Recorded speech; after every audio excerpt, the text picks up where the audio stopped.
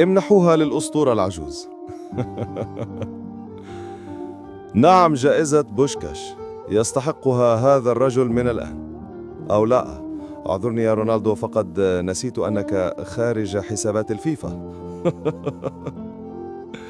لكن لا، قد يخرجوك من كل حساباتهم، لكن هل يستطيع إخراجك من قلوب عشاقك؟ لا أظن. كريستيانو رونالدو يعيد الزمن للوراء 7 سنوات ليذكر العالم بهدفه على جان لويجي بوفون. تغير المكان والزمان، لكن الرجل لا زال يطير في الهواء كأنه ابن 20 ربيعا.